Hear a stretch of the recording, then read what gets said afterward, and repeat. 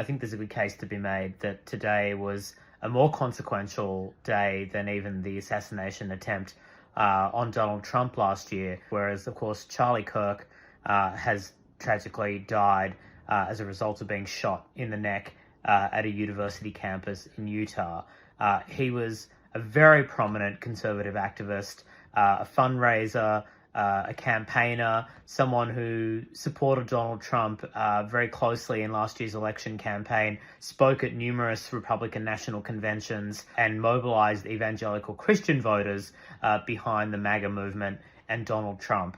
He was incredibly well known, and his assassination has shocked Americans, and I think will continue to shock them over the coming days. Will this prove to be a watershed moment for America in terms of political violence and in terms of access to guns, or will it be yet another case of a shock and awe and horror in the initial aftermath, but then it's just business as usual? I mean, this is a country where 20 school children were murdered in a school shooting at Sandy Hook many years ago, which, everyone thought would surely have to change this country's attitude to guns. But of course it didn't. And we've had numerous incidents of political violence just this year and into last year. And yet it's not clear how or whether this country can somehow come together to forge a path that sort of says enough is enough. That is a task that now falls to Donald Trump.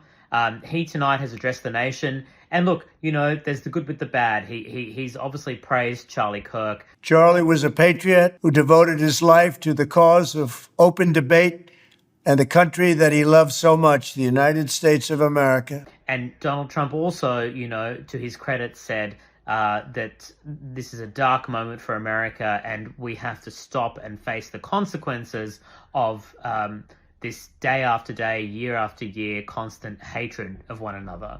Now, on the other side, Donald Trump was also quick to jump to conclusions.